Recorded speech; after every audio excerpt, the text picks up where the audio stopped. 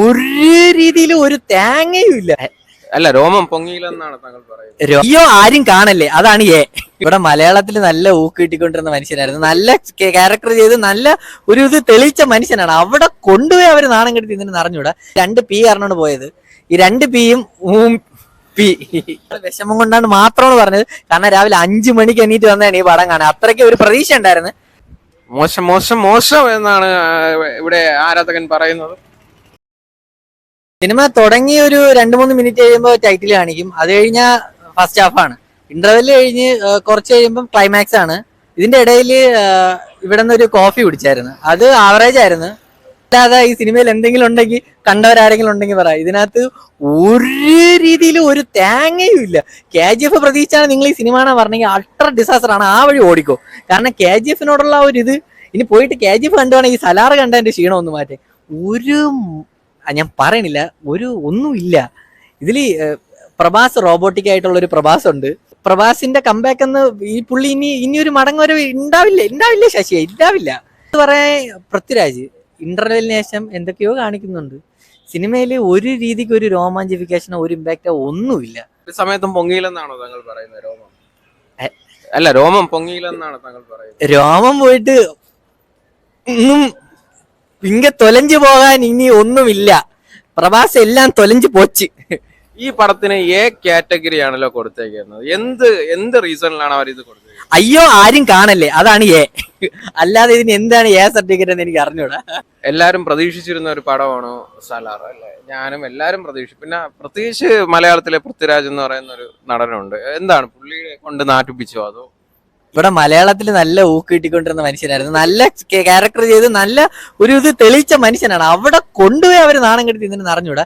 ഈ പുള്ളിക്ക് ഇതിനേക്കാളും വയലൻസ് ഒക്കെ സൂപ്പറായിട്ട് ചെയ്യാനുള്ള ഒരു ടെമ്പോ ഉള്ള നടനാണ് പൃഥ്വിരാജ്. അത് കഴിവ് തെളിയിച്ചിട്ടുള്ള ഒരു നടനാണ്.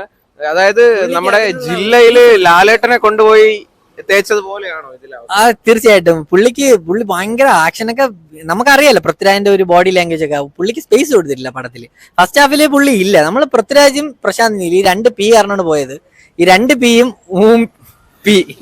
അതേപോലെ തന്നെ ഇതില് പ്രഭാസ് ആണോ പൃഥ്വിരാജ് ആണോ കട്ടക്ക്?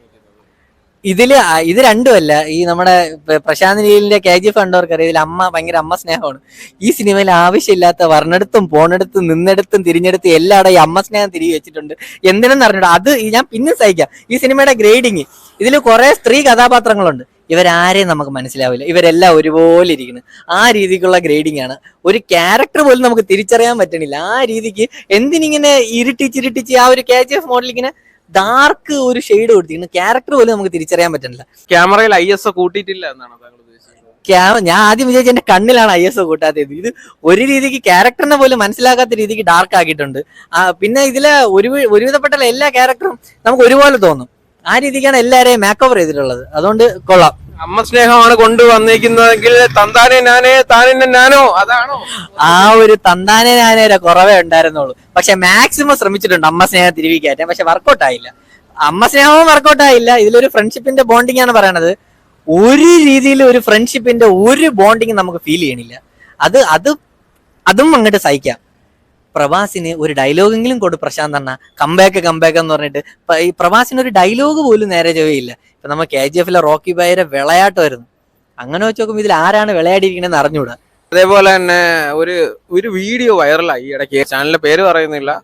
ഒരു കുട്ടി പറയാണ് അതില് പ്രഭാസ് ഉണ്ട്, പൃഥ്വിരാജ് അങ്കിളുണ്ട്, യാഷ് മാമനും ഉണ്ടെന്ന് പറഞ്ഞു. യാഷ് ഉണ്ടോ ഇതില്? ഈ പറഞ്ഞ പ്രഭാസിനെയും പൃഥ്വിരാജിനെയും പോലും നേരെ ചൊവ്വേ കാണാൻ പറ്റില്ല. ഇനി യാഷ് ഇതിന്റെ ഇടയിൽ എവിടെയെങ്കിലും ഉണ്ടെന്ന് അറിഞ്ഞൂടാ. നിങ്ങൾ എവിടെയെങ്കിലും കാണണമെങ്കിൽ പറയണം. ഈ വഴിക്കിന് വരല്. KGF 3 ഒന്നും വേണ്ട, ആ വഴിക്ക് പൊക്കോളാൻ പറ. അങ്ങേര് മറന്നു സിനിമയൊക്കെ എടുക്കാൻ. നമ്മളെ കൂടെ ഇത്രയും നേരം ചെലവിട്ട ബാലരാമൂർത്തുള്ള ചിത്രത്തിന് എന്റെയും എന്റെ കമ്പനിയുടെ വിഷമം കൊണ്ടാണ് മാത്രമാണ് പറഞ്ഞത്. കാരണം രാവിലെ 5 മണിക്ക് എണീറ്റ് വന്നതാണ് ഈ പടം കാണാൻ. അത്രയ്ക്ക് ഒരു പ്രതീക്ഷ ഉണ്ടായിരുന്നു.